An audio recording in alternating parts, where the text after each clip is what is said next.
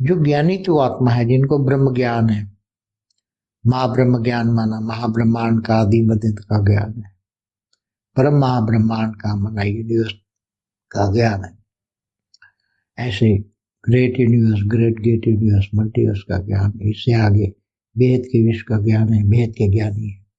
तो ऐसी आत्माएं जो बेहद के ज्ञानी की आत्मा है, उनका हर पल ड्यूटी क्या है? वो अपने लिए तो जिएंगे नहीं ना।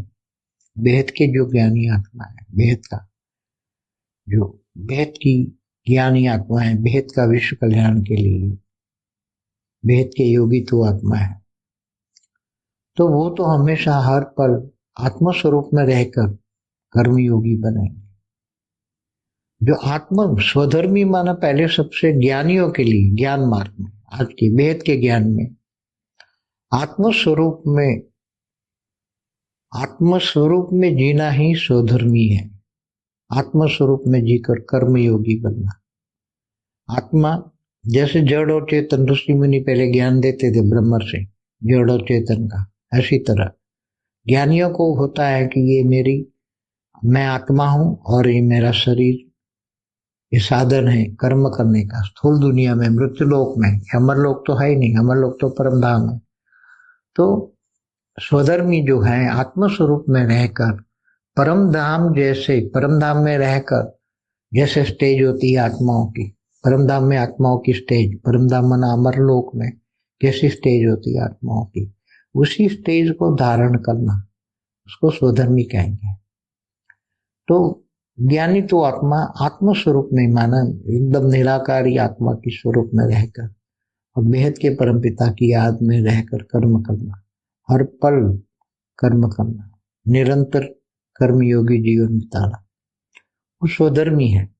जितने टाइम पर अपना ड्यूटी याद होता है कि मेरी ड्यूटी क्या है, हमेशा मेरी ड्यूटी है लोगों को परम शांति देना, परम सुख देना, परम आनंद का अनुभव कराना, लोगों को खुद परम आनंद में रहना, परम धाम की स्टेज में रहना, मना मृत्यु लोक में रहकर एक साधारण मनुष्य होकर भी आत्म स्वरूप की स्टेज में रहकर लोगों को परम शांति के वाइब्रेशन फैलाना, सबको एक ही नजर से देखना, करेगा सो पाएगा।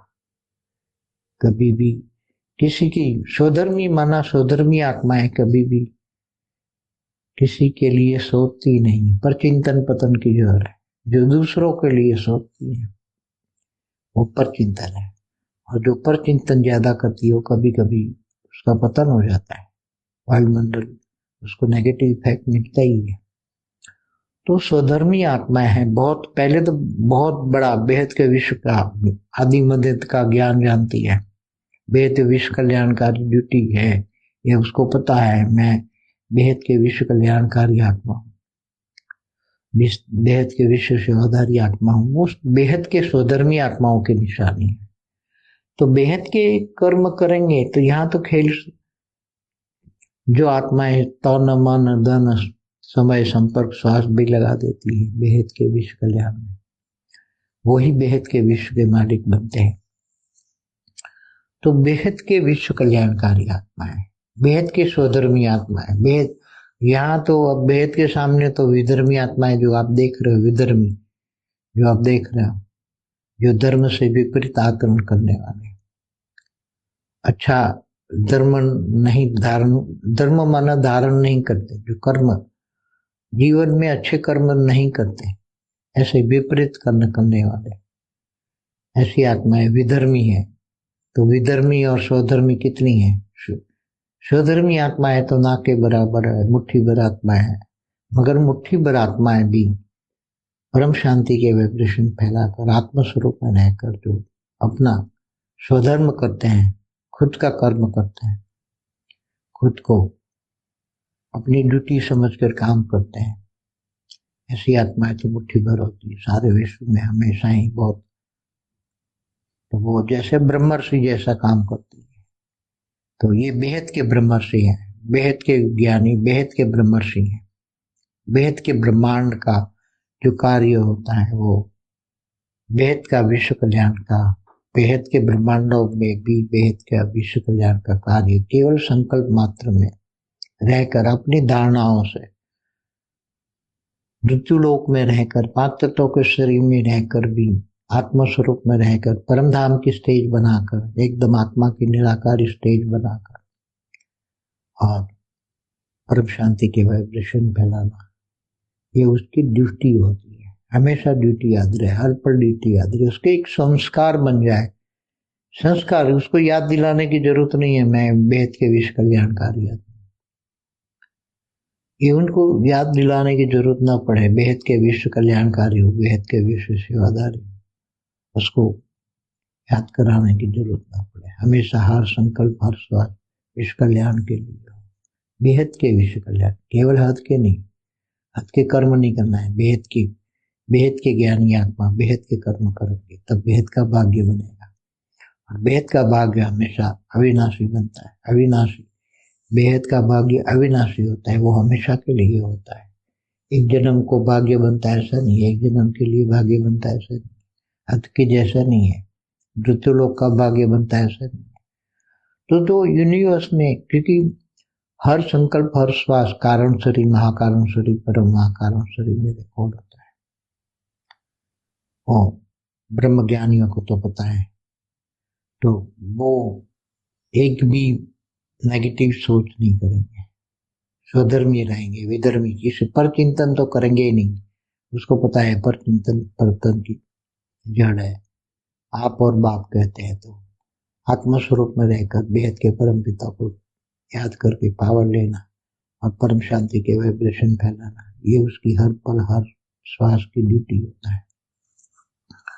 इसलिए ऐसी आत्मा ही हमेशा धरती पर रहकर, मुट्ठी भर आत्मा भी पूरी दुनिया को परम शांति का अनुभव करा सकती है।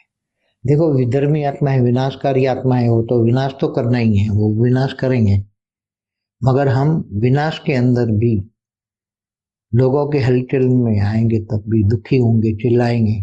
सारी दुनिया में तो थोड़ा वो तो होना ही है, उसको कोई विधर्मी है तो वो तो करेंगे, मगर हमें उन आत्माओं को भी परम अपने लाइट हाउस में, क्योंकि विधर्मी आत्मा चिल्लाएंगे, दुखी होंगे, तब सभी आत्माओं को, ऐसी आत्माओं को हमारी परम लाइट देकर उनकी आत्माओं को मुक्ति, जीवन मुक्ति देना, परम सुख, परम शांति का अनुभव कराकर मुक्ति, जीवन मुक्ति देना, ये बेहद की आत्माओं की ड्यूटी है। आने वाले समय में ये ड्यूटी ही करनी है, इसलिए उसकी तैयारी करनी है, क्योंकि समय, आने वाला समय बहुत नाजुक है, बहुत खतरनाक भी है, नाजुक है।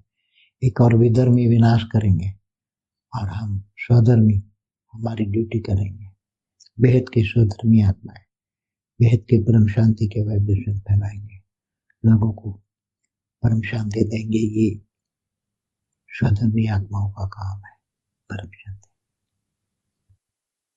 विधर्मी आत्मा जितना विधर्म का काम करेंगे, विधर्म माना विनाश का काम करेंगे, उतना ही स्वधर्मी आत्माएं अपने आत्म स्वरूप में स्थिति रहकर यहाँ परमधाम का पावर उतार के सभी को परमधाम के सुख का अनुभव कराएंगे और उनको अपनी पावर से उसको मुक्ति, जीवन मुक्ति देंगे। ये आने वाले समय का कार्य रहेगा।